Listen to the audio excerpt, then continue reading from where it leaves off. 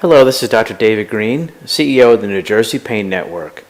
Today's topic is how to non-operatively treat sciatica. Sciatica is pain that occurs in a person's leg due to a pinched nerve.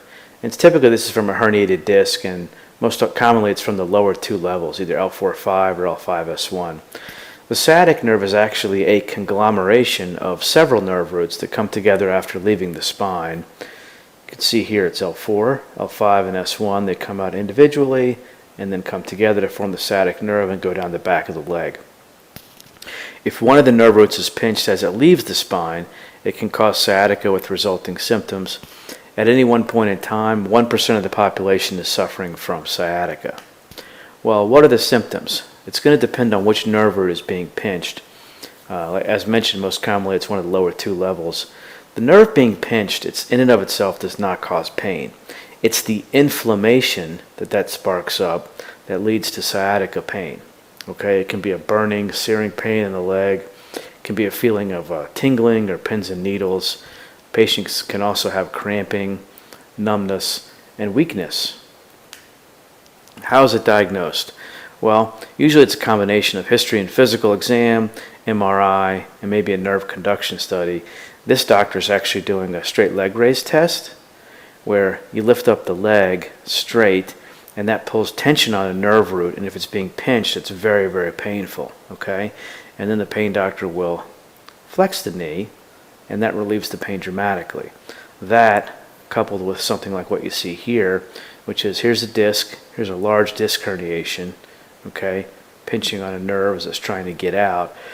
That coupled with physical exam and history is very definitive for disc herniation sciatica. So when you look at a dermatome of the lower extremity, here's from the front, here's from the back. So S1 goes right down the back of the leg. L5 is more on the side. Okay, most L4-5 disc herniations will pinch on the L5 nerve root, so most patients will say they have pain on the lateral, the outside aspect of their thigh, coming down the side of the calf. Okay, but most patients don't step right out of a textbook, so there may be some variations in where they feel the pain and numbness. Muscle weakness can occur from sciatica.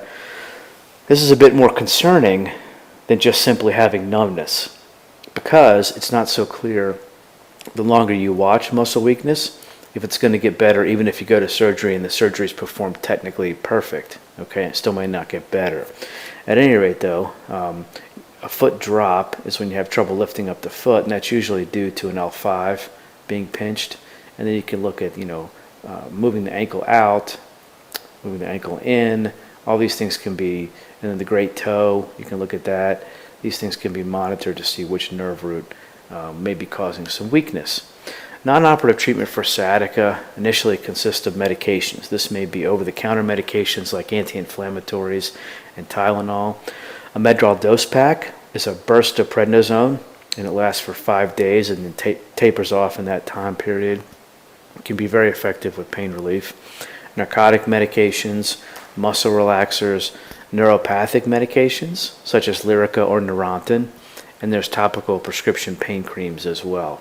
Physical therapy, chiropractic treatment can be helpful. This is spinal decompression therapy, which is intermittent computerized traction. It has been shown to work really well over 80% of the time. Interventional treatments may consist of trigger point injections to relieve the spasms if a patient's having those. Epidural injections have been the gold standard for decades. A series of 3 injections may be needed over a period of about 6 weeks.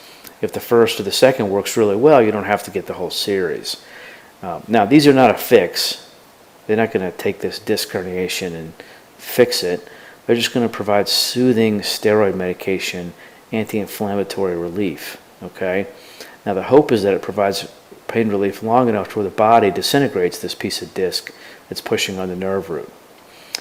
Epidural injections are 75 to 90% effective at pain relief. This has been shown in dozens of studies. Well, what are the outcomes? 80% recover within 6 weeks and 90% recover within 6 months.